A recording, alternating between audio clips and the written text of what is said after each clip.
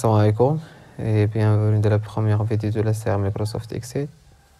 في هذا الكورس غادي نخدمو ايطاب باغ ايطاب باش اي واحد منكم سواء كان ديبيطون ولا عنده اي شويه تجربه يقدر يفهم ويتعلم كيفاش يخدم بالاكسل في لافي كوتيديان ديالو.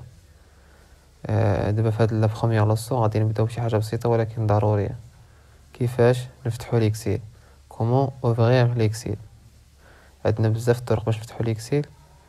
غنجو الكورس ديالنا كما كتشوفوا في الطاوله ديماتيير. اول حاجه غنقراو ولا غادي نشوفوا كومون اوفرير مايكروسوفت اكسل. غادي نكليك عليها، غتعطيني بزاف لي ميثود.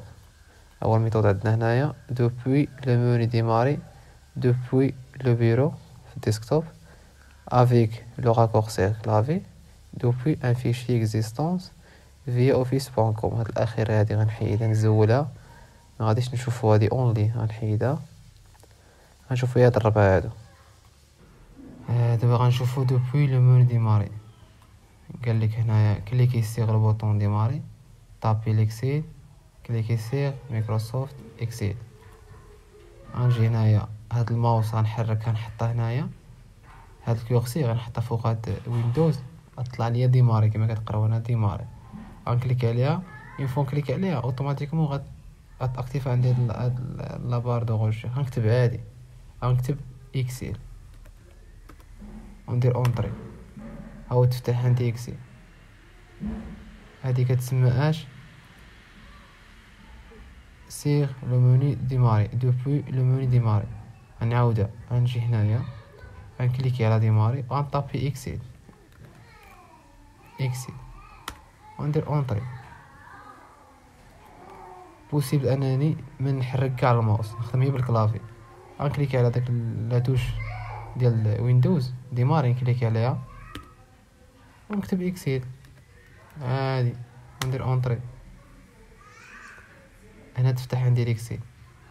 كاينه الميثود الثانيه دوبوي لو بيرو، دوبل كليكي سيغ لايكون اكسل سي لي بريزون سيغ لو بيرو. غنجي هنايا وغنكليك على لايكون هادي، هي كما كتشوف كليك عليها عادي ويتفتح عندي ليكسل. الا ما كانش عندك هاد لايكون هنايا كيفاش تخرجها هنايا في الديسكتوب هنايا، غتجي لديماري غتقلب عليها هي وغتجرد تحطها هنا، ديرها دروب وتحطها هنايا وتكليك عليها عادي. هذه الميثود الثانيه. نرجع للكورس. ثالث ميثود، تروازيام ميثود عندنا افيك لا راكورسير كلافي. كليك ابوي سيغ لي توش ويندوز ار، غنكليك على ويندوز ار، طابي اكسل، بوي كليكي سيغ اونطري.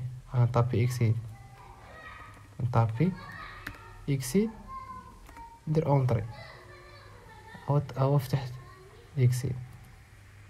نعاود ندير ويندوز ار، طابي اكسل، اونطري، غيتفتح عندي اكسل.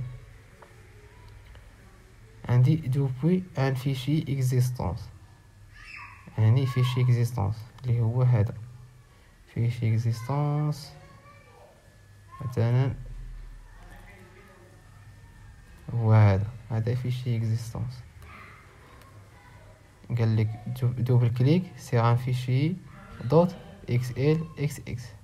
هذا كيتسمى اكستنشن ديال لي فايل، الصيغه ديال الملف كتسمى هذه. جينا هنايا ها هو بوان، هذا ليكسيل الصيغه ديالو اكستنشن ديالو هو دوت اكس ال اس اكس. هذا الوورد الصيغه ديالو بوان دوكيمون. فاش ما كتكونش مافيشي عندك هادي، راه كنجيو هنايا